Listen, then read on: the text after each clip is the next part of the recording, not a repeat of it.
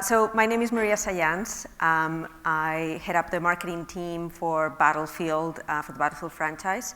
I'm based in Stockholm with D.I.C.E, no relation to this D.I.C.E.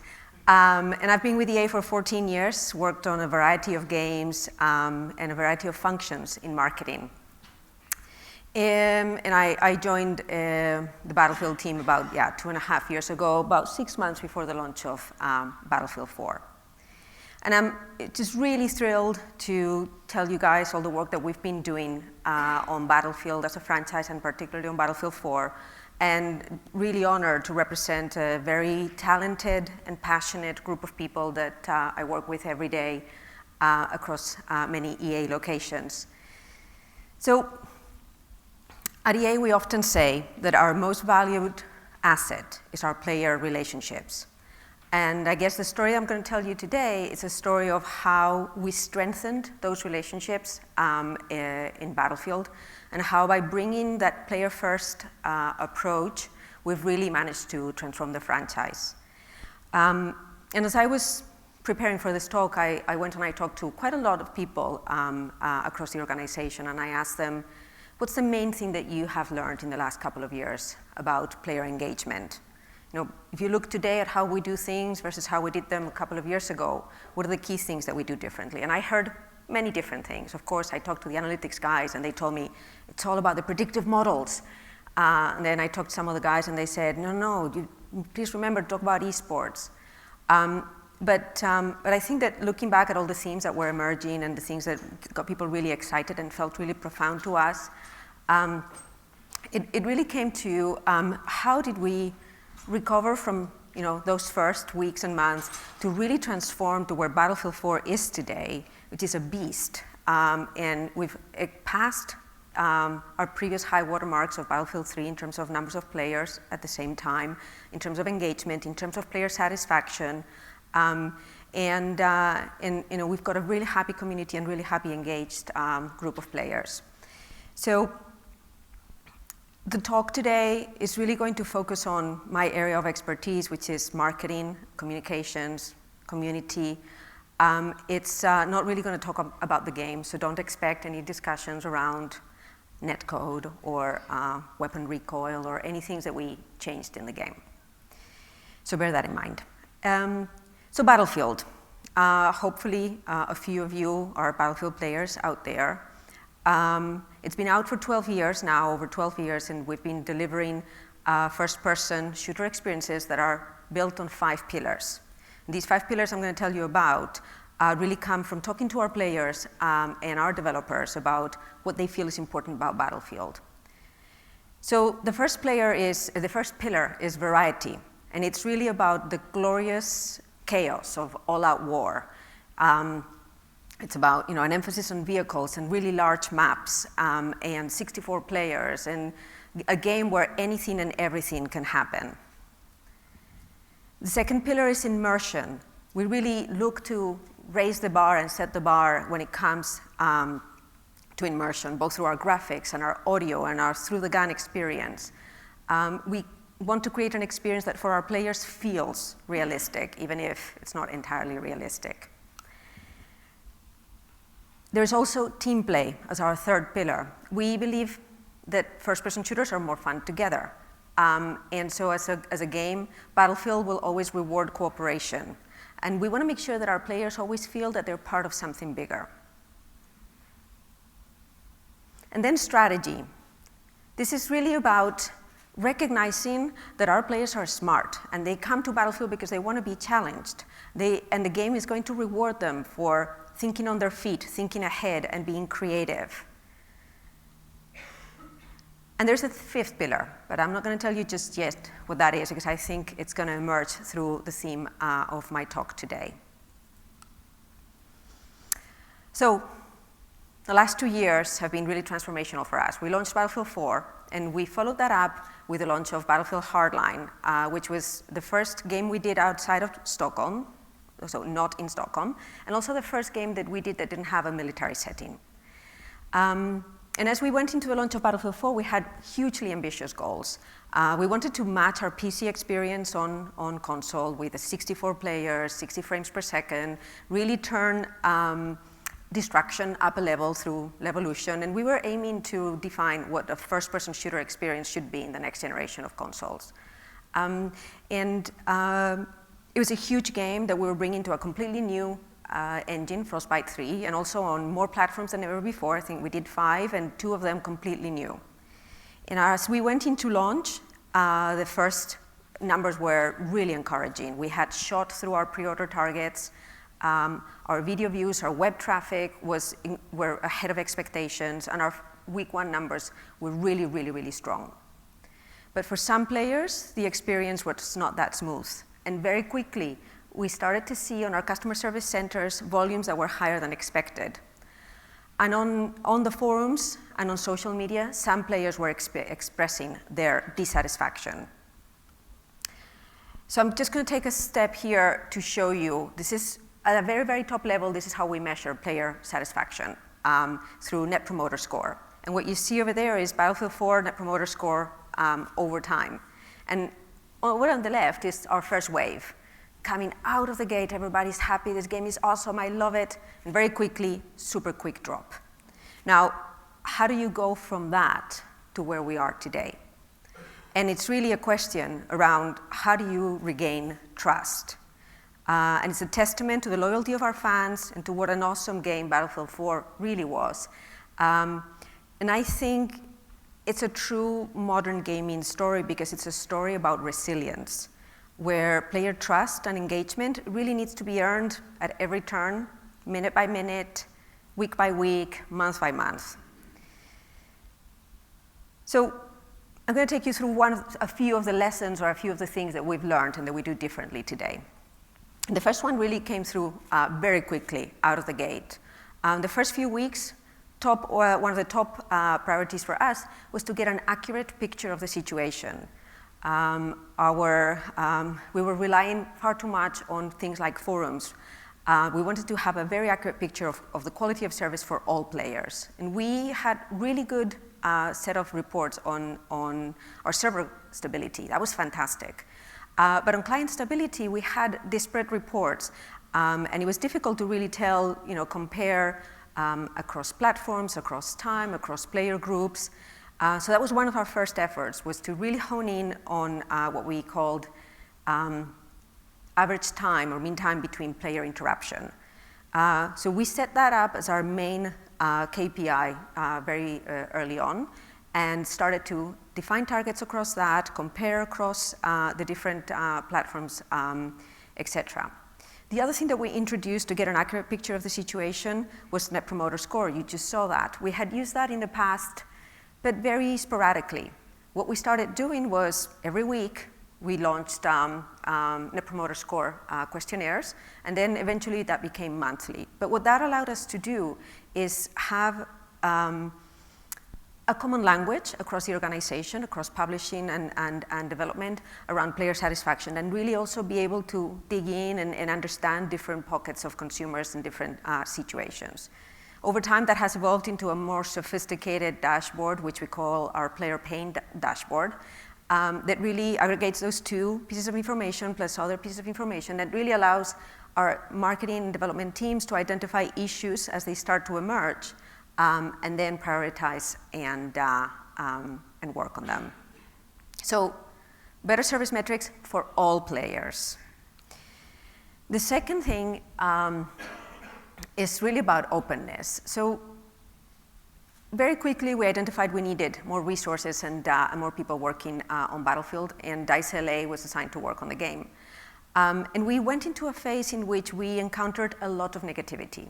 Every time we tried to do something fun about the game or talk to our players in any positive way, all we encountered anywhere was #fixthegame. And so it was tough, but it really became about, well, keep your head down, focus on what is important, and for a while, don't try and do any massive moves, any big marketing moves. You really have to have patience and focus what's really important, which is improving the experience.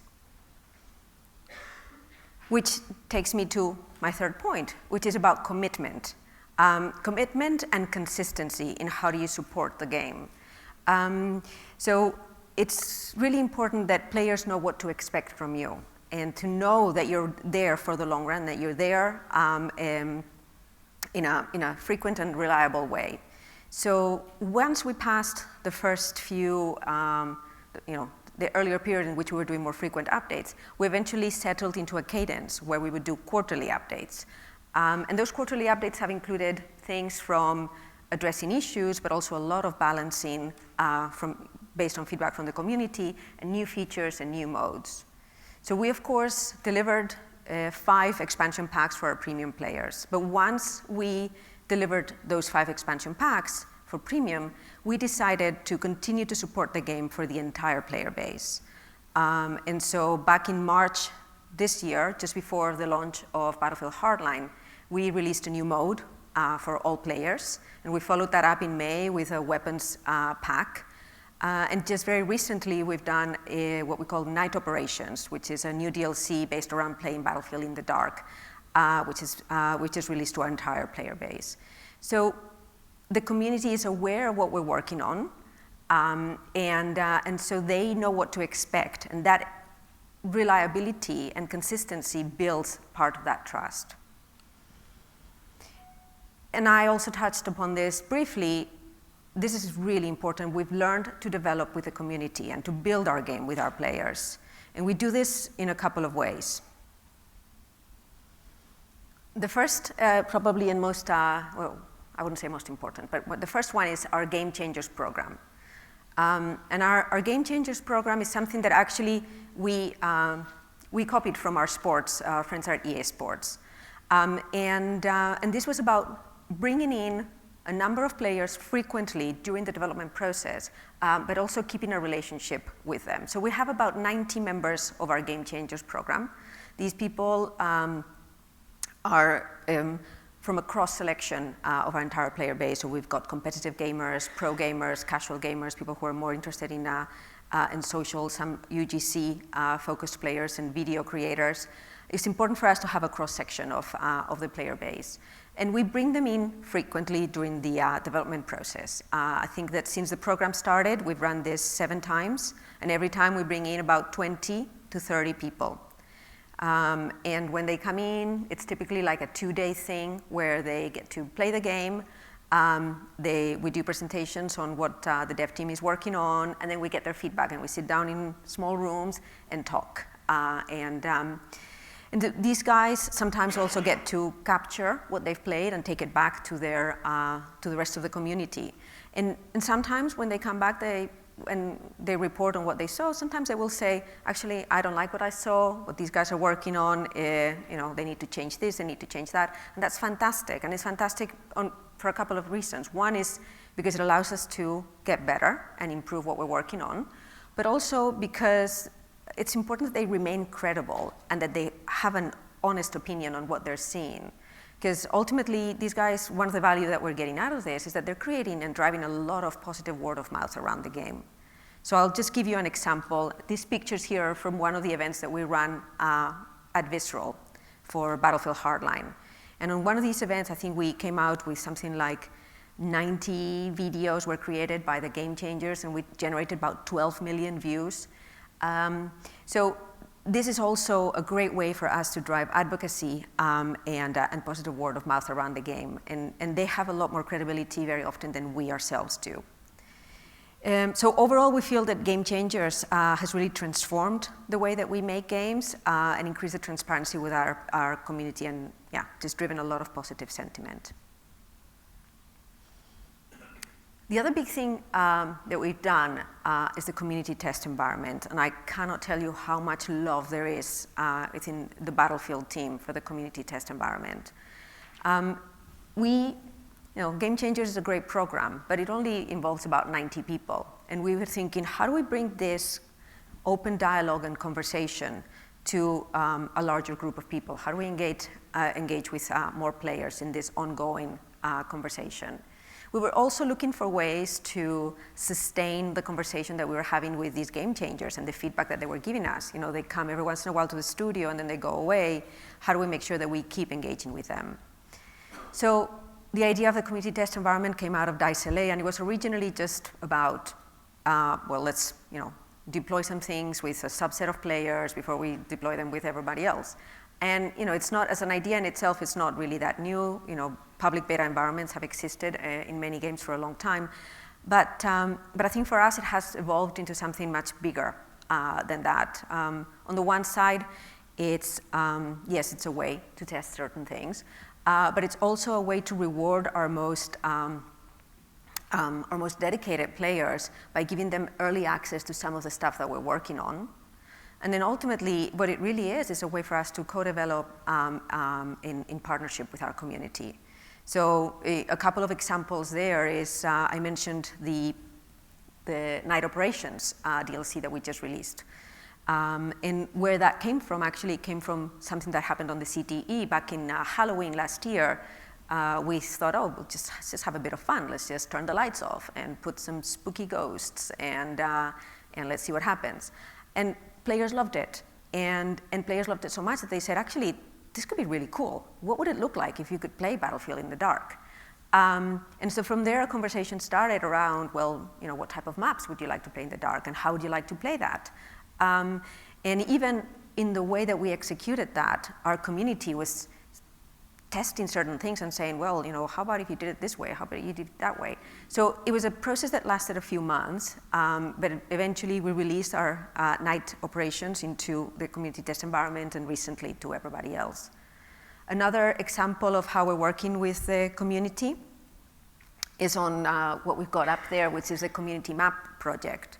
And this has been an effort to try to build something from scratch with the community, and has been going on for quite a while now, where we said, okay, you know, if we want to, what type of map would you like us to create? How would you like us to do it? And it's taken a number of, you know, conversations and dialogues and testing certain things, and we're now at a point where we're at the point of naming it. So, you know, the community test environment has really made a huge difference to how we work. And I think as a side benefit that we had not anticipated is how incredibly motivational it is for the teams working on Battlefield. On the one side, they thrive on this constant dialogue with the community, and they find it very motivating. But on the other side, it's also make them bolder and more willing to take certain risks because they have a community that they have a trusting relationship with, and also they can, you know, they can take certain risks. So it's been fantastic for everybody around it. The last big shift I think that has happened when it comes to working with the community is a massive shift in transparency and frequency of communications. And I think that I was talking to, you know, some of the community guys and some of the communications guys, and they estimate that probably in frequency we've multiplied by 4 the frequency of our communications, and also the number of channels that we manage. And this would have been unthinkable a couple of years ago. But I think what's made it possible is, one, that we have something to talk about. It's not a one-way thing where we're saying, hey, this is what we're working on. But it's actually, we are working on projects together with the community. So they really work as a two-way conversation system. But the other thing that's made it possible is that we've developed quite clear frameworks for how everybody involved in making Battlefield and working on Battlefield can communicate with the community. And these frameworks have made people feel more comfortable being open and having a direct communication with the community.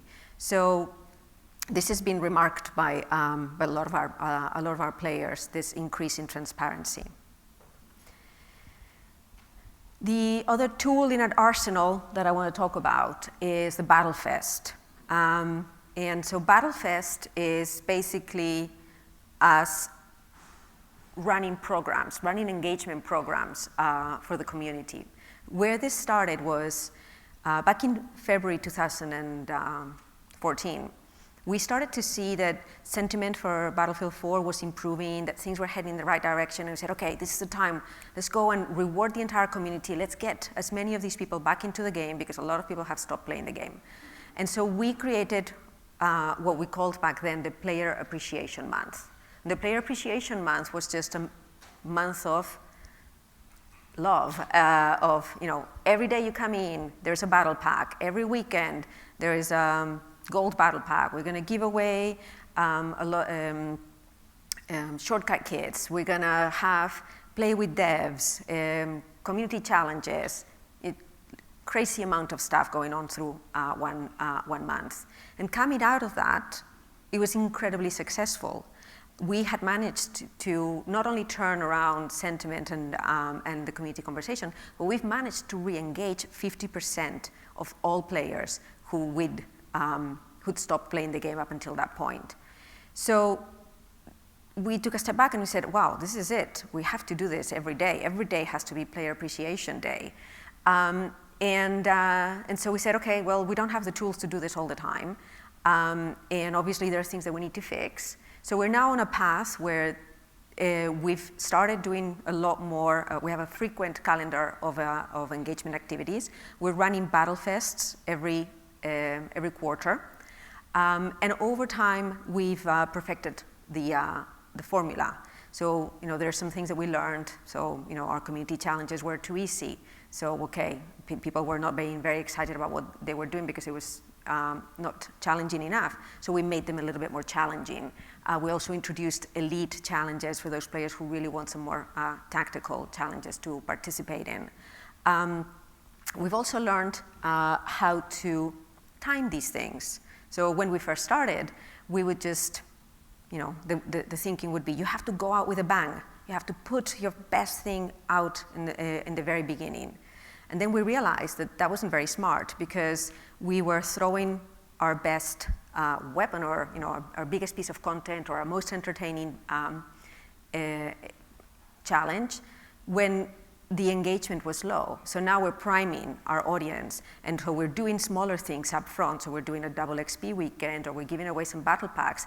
And then when we've got the engagement up from previous weeks, then that's when we drop the big stuff, whatever that is, a new piece of content or a big community challenge. So we have, this has become a really big thing for the communications and the marketing teams. We set up a team that is solely focused on running engagement activities. And it's really also changed the way, transformed the way that we talk about engagement within D.I.C.E, because now, we're not talking about, well, what's your post-launch content plan, but also what is your post-launch engagement plan, and what are you going to be doing week 1, week 2, month 1, month 2 in terms of engagement. We've really figured out that it's, that you can drive as much engagement through these types of activities as you do with a content drop. And I think we're in a much better place to really manage these two things. So it's been a wild ride, probably more exciting than riding on the head of a megalodon as it jumps out of the water. But we really couldn't have done it with the continued support of our players and our community. So really, it might be obvious, but that's our 5th pillar. It's community. And I know it sounds obvious, but for us it feels profound, because Battlefield has always had a large PC community and very loyal for many, many years, but I don't think we've actually embraced the full potential of that until recently. Navigating the relationship with your community when you're a AAA PC console game is challenging, but I think we've now found a great stride, and we're extremely lucky that our players have stuck with us as we figured it out. To wrap it up today, where we are is, as I mentioned earlier, we've passed some of the Battlefield 3 numbers at the same time in its history. We're at record levels of engagement and player satisfaction. We've created a lot of tools and frameworks like the CTE, the community test environment, our game changers, our dashboards, our communication frameworks. All of that has really helped us, for example, on the launch of Battlefield Hardline and beyond. And as we look into the future, and we really look at Battlefield in a very different way than we did a couple of years ago. I think we've learned that AAA games in PC and console are live services that can continue to engage millions of players years after launch. And that in itself raises interesting questions. But to engage players in that way, marketing and development are going to have to work really closely together to manage a service day by day. And you're going to have to create an open and direct relationship with your community and your players. And my personal favorite is resilience. Working in this environment requires a lot of resilience. It's really about perseverance, iteration, and having this dogged determination to deliver the best possible experience for your players.